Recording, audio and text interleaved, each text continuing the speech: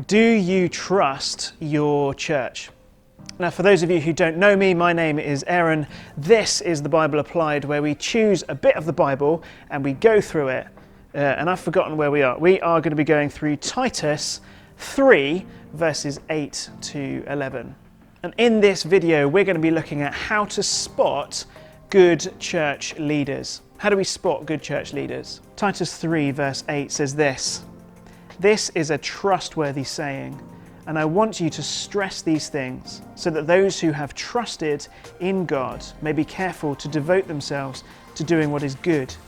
These things are excellent and profitable for everyone. But avoid foolish controversies and genealogies and arguments and quarrels about the law, because these are unprofitable and useless. Warn a divisive person once and then warn them a second time. After that, have nothing to do with them. You may be sure that such people are warped and sinful. They are self-condemned." Now, what I want you to see in this video is that good leaders grow good churches. Are you a fan of football? I personally am not. But if you're a fan of football, then you will know that every football game needs rules. It would make no sense if you went to watch a football match and then there were 12 players on either side. 3 of them were children and the rest were adults, and there was a rugby ball that was being played. Fans were jumping in on the pitch, the goals were getting thrown away, and people were scoring in different ways. Now, that wouldn't be a football match, would it? For it to be a football match, it needs to have rules. Good churches need good rules. Good leaders need to uphold the good rules of churches. Paul says 2 things about good churches that need rules. Firstly, teach Jesus. Secondly, avoid arguments. So firstly, teach Jesus. Now, in verse 8, Paul said, "This is a trustworthy saying, and I want you to stress these things so that those who have trusted in God." Who is that? That's Christians. Now, whenever you go through Titus and it says God our Saviour or Jesus our Saviour, Paul usually uses the other one very close by.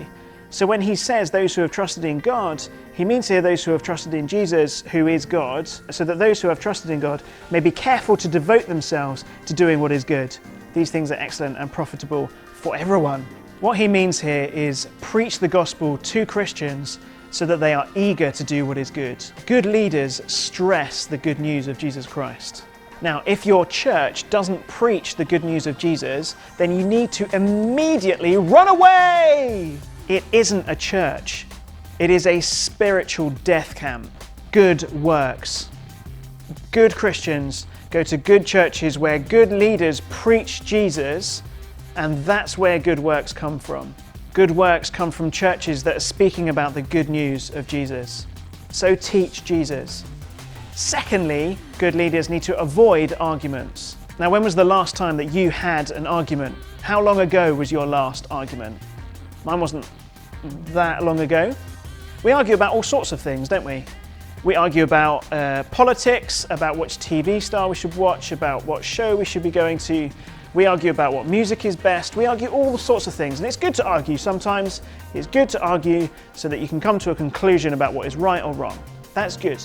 That's not what he's talking about here. What he's talking about here is good leaders.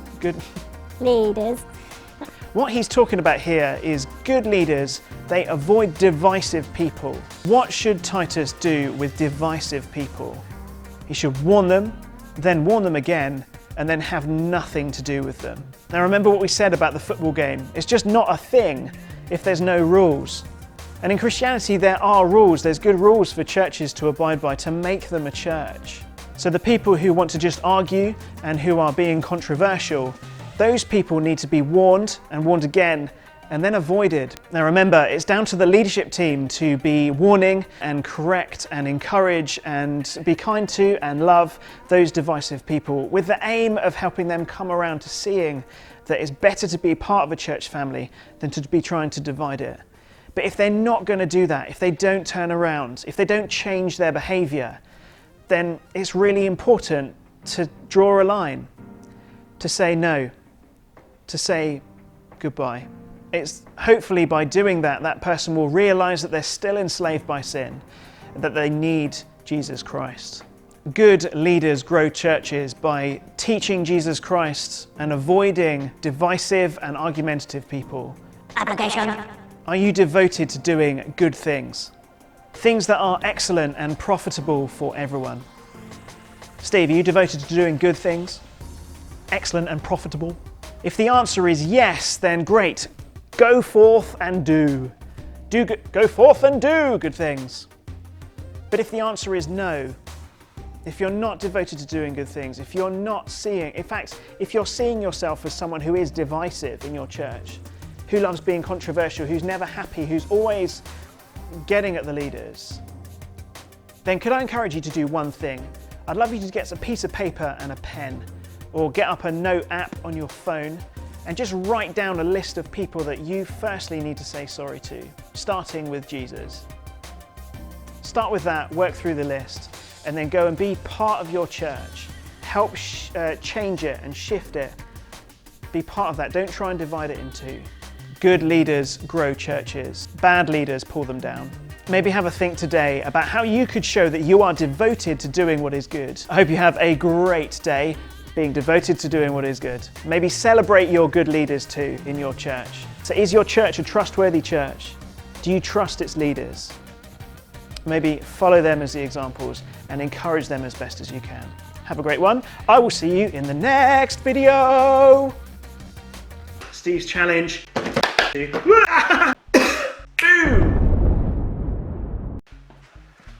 yeah. Okay, here we go.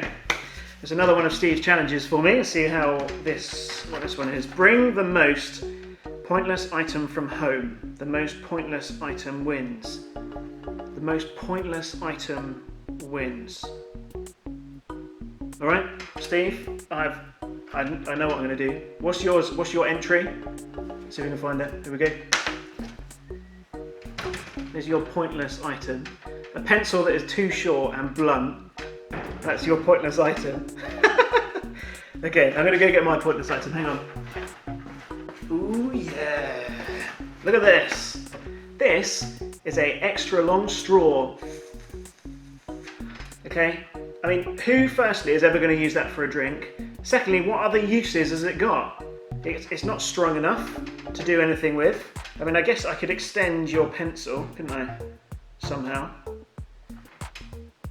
So if I jam that in there and we sharpen the other end, then that could be just a really big pencil. But no, maybe not. Massive straw. I don't know what this... Why does this even exist? Just to be plastic and harm the atmosphere.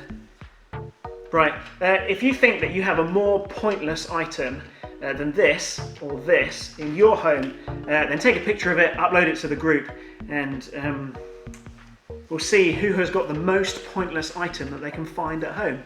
Enjoy. I'll see you in the next video.